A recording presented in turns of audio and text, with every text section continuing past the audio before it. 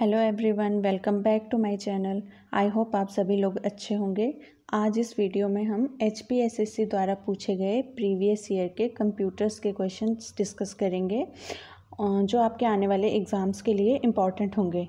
आपको बता दूं कि ये सभी आंसर्स प्रोविज़नल आंसर की के अकॉर्डिंग हैं। तो चलिए शुरू करते हैं क्वेश्चंस को। फर्स्ट क्वेश्चन है, visiting each element of a data structure for some processing is called. कुछ प्रोसेसिंग के लिए एक डेटा संरचना के प्रत्येक अवयव की मुलाकात कहलाती है। इसका मतलब है कि डेटा स्ट्रक्चर में कुछ एलिमेंट्स स्टोर हैं और उन एलिमेंट्स मतलब कुछ डेटा स्टोर है और कुछ उस डेटा के हर एक एलिमेंट को विजिट करना, उसको क्या कहते हैं। तो इसके ऑप्शंस हैं सॉर्टिंग, बैलेंसिंग, सर्चिंग और ट्रैवर्सिंग। तो उस प्रोसेस को कहते हैं ऑप्शन डी ट्रैवर्सिंग। अगर बात करें ऑप्शन ए सॉर्टिंग की, तो सॉर्टिंग होता है डेटा को असेंडिंग या डिसेंडिंग ऑर्डर में ला के उसको वैसे शो करना, असेंडिंग ऑर्डर में या फिर डिसेंडिंग ऑर्डर में। और अगर ऑप्शन बी बैलेंसिंग की बात करें तो ये बाइनरी ट्री से रिलेटेड है बैलेंसिंग।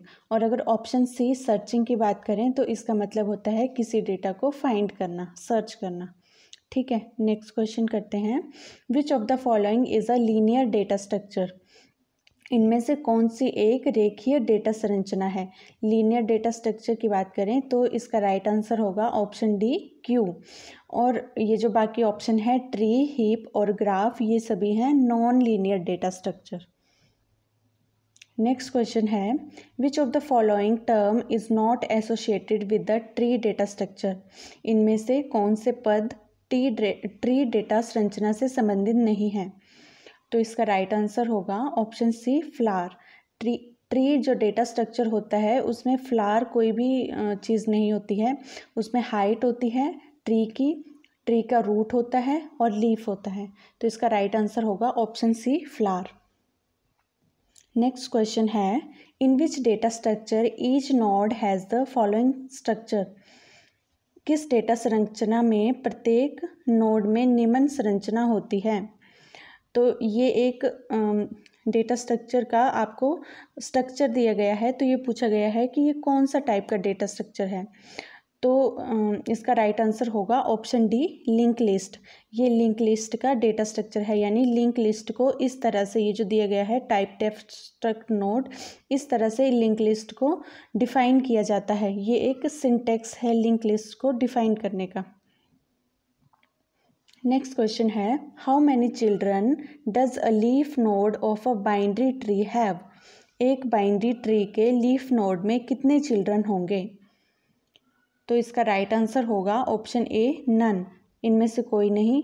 तो इसका राइट आंसर आपको बता दूं कि एक जो बाइनरी ट्री है उसके लीफ नोड में या तो 0 या फिर 2 चिल्ड्रन हो सकते हैं, या तो 0 या फिर 2।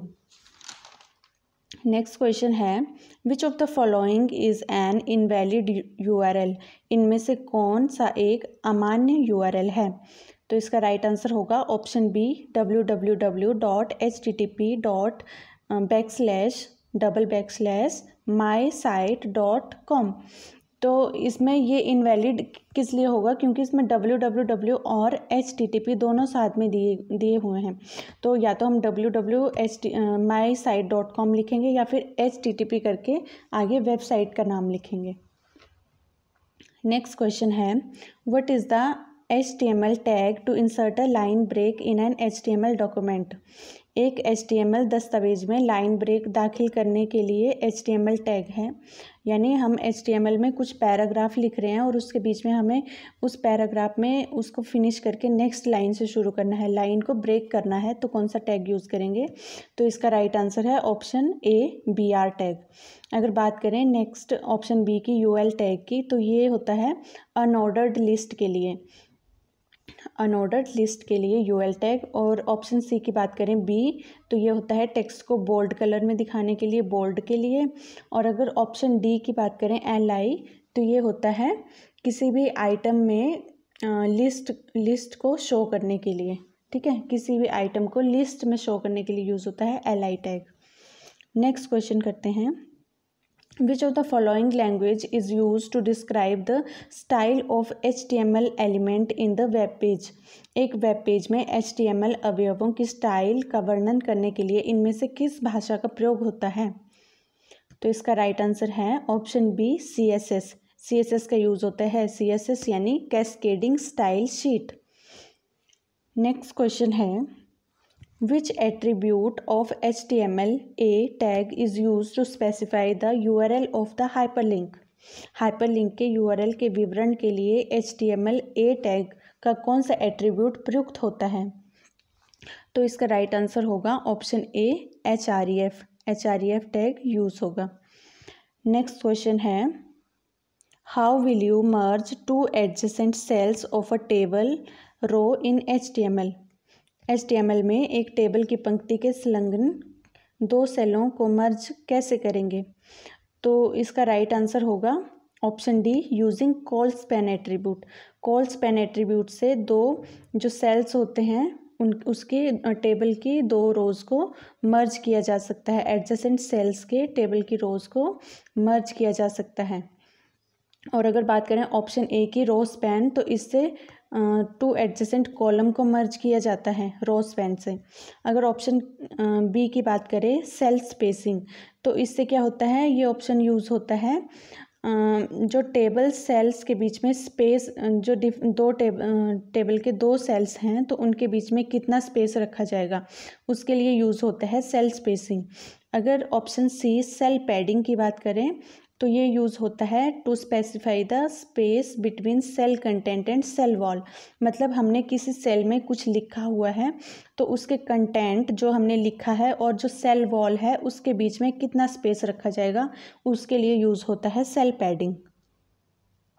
नेक्स्ट क्वेश्चन करते हैं who among the following is the inventor of hyper text transfer protocol, यानी HTTP के इन्वेंटर कौन है? तो इसका राइट आंसर है ऑप्शन ए टिम बर्नर्स-ली। अगर बात करें ऑप्शन बी विंटन सर्फ और ऑप्शन डी बॉब काहन, तो ये दोनों हैं इंटरनेट के इन्वेंटर। और ऑप्शन सी चार्ल्स बेबेज, इनके बारे में तो सबने सुन रखा होगा, ये हैं फादर ऑफ कंप्यूटर जिन्होंने डिफरेंस इंजन को इन्वेंट किया था। नेक्स्ट क्वेश्चन है which of the following is the popular web server software, इनमें निम्न में से कौन सा एक प्रसिद्ध वेब सर्वर सॉफ्टवेयर है? तो इसका राइट आंसर है ऑप्शन सी अपाचे। अपाचे एक पॉपुलर वेब सर्वर सॉफ्टवेयर है। अगर बात करें ऑप्शन ए क्रोम की, तो ये नॉर्मल वेब ब्राउज़र है। किसी भी डेस्कटॉप में या पीसी में हमें जो वेब ब्राउज़र मिलता है गूगल की तरफ से वो है क्रोम। अगर ऑप्शन बी की बात करें फाइलज़िला, तो ये क्या है, ये फ्री और ओपन सोर्स सॉफ्टवेयर है जिसकी हेल्प से हम इंटरनेट में फाइल्स ट्रांसफ़र कर सकते हैं। ये हो गया फाइलज़िला। अगर ऑप्शन डी की बात करें थंडरबर्ड, तो ये क्या है, ये भी फ्री और ओपन सोर्स सॉफ्टवेयर है जो ईमेल से रिलेटेड सॉफ्टवेयर है, ईमेल सेंड करने से रिलेटेड सॉफ्टवेयर है ये। ठीक है, नेक्स्ट क्वेश्चन देखते हैं dash and dash are the form data submission method in HTTP। इसका मतलब है कि HTTP में जब फॉर्म बनाते हैं तो उसमें डेटा सबमिट करने के लिए कौन से ऑप्शंस को यूज़ किया जाता है? तो इसका राइट आंसर है option C get and post. Next question है which of the following is the correct structure of an HTML document, निम्न में से कौन सी एक HTML दस्तावेज की सही संरचना है? आप एक बार ऑप्शंस को देख लीजिए। इसका राइट आंसर होगा ऑप्शन डी। इसमें जो HTML डॉक्यूमेंट की मतलब सही तरीके से जो संरचना है, कैसे HTML डॉक्यूमेंट को लिखा जाता है, तो उसमें सबसे पहले HTML टैग यूज़ किया जाता है जैसे ऑप्शन डी में बताया है। उसके बाद यूज़ करते हैं हेड टैग, फिर हेडिंग दी जाती है कुछ, उसके बाद हेड टैग को क्लोज किया जाता है। उसके बाद बॉडी टैग, और फिर बॉडी में हम जैसे बॉडी में उसका कलर, कोई इमेज ऐड करनी है, जो भी लिखना है वो बॉडी के अंदर आता है, और फिर बॉडी क्लोज होगा और उसके बाद HTML क्लोज होगा। नेक्स्ट क्वेश्चन है how will you link an external CSS file in the HTML document. एक HTML दस्तावेज में आप एक बाहरी CSS फाइल कैसे जोड़ेंगे? तो इसका राइट आंसर है option B, using link element. Link element से जोड़ सकते हैं। नेक्स्ट क्वेश्चन है, which generation of computer use vacuum tubes? किस पीढ़ी के कंप्यूटर में निर्वात ट्यूब का उपयोग होता है? तो इसका राइट आंसर है ऑप्शन ए, फर्स्ट जनरेशन में यूज़ होता है वैक्यूम ट्यूब्स का। अगर सेकंड जनरेशन की बात करें तो इसमें यूज़ होता है ट्रांजिस्टर्स का। अगर थर्ड जनरेशन की बात करें तो इनमें यूज़ होता है आईसी यानी इंटीग्रेटेड सर्किट्स का। अगर फोर्थ जनरेशन की बात करें तो इनमें यूज़ होता है वीएलएसआई यानी वेरी लार्ज इंटीग्रेशन सर्किट्स का। नेक्स्ट क्वेश्चन है, what is the unit for measuring CPU processing speed? CPU processing speed नापने की इकाई कौन सी है? तो इसका राइट आंसर है ऑप्शन ए, गीगाहर्ट्ज़। गीगाहर्ट्ज़ में मापा जाता है सीपीयू की प्रोसेसिंग स्पीड को। अगर ऑप्शन बी, एफपीएस की बात करें तो इसका मतलब होता है फ्रेम पर सेकंड, और ये यूज़ होती है वीडियो कैमरा और कंप्यूटर ग्राफिक्स में उसकी स्पीड मापने के लिए।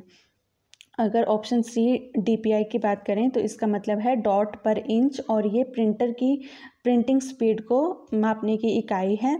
अगर ऑप्शन की बात करें डी की, जीबी, इसका मतलब है गीगाबाइट, ये स्टोरेज कैपेसिटी की यूनिट है। नेक्स्ट क्वेश्चन है, which of the following is the fastest memory type in a computer system? एक कंप्यूटर सिस्टम में निम्न में से कौन सी सबसे तेज मेमोरी का प्रकार है?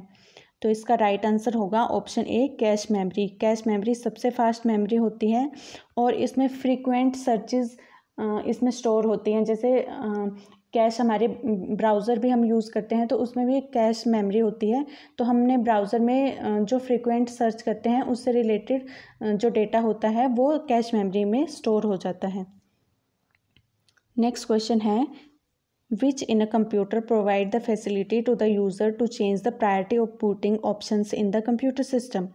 एक कंप्यूटर में कंप्यूटर प्रणाली में एक यूज़र को बूटिंग विकल्प की प्राथमिकता में बदलाव की सुविधा देता है। यानी हम जो कंप्यूटर को बूट करते हैं, स्टार्ट करते हैं, तो उसमें किससे कैसे बूटिंग करनी है, उसमें प्रायोरिटी सेट करने के लिए हम कहाँ से प्रायोरिटी सेट कर सकते हैं? तो इसका राइट आंसर होगा ऑप्शन डी, सिस्टम रिकवरी से। सिस्टम रिकवरी की स्क्रीन निकाल के हम वहाँ से प्रायोरिटी सेट कर सकते हैं। नेक्स्ट क्वेश्चन है, arithmetic logic unit ALU is fundamental part of which of the following? Arithmetic logic unit निम्न में से किसका मूलभूत भाग है? तो इसका आंसर तो बहुत सिंपल है, इसका आंसर है ऑप्शन बी, CPU। तो that's all for today, thank you.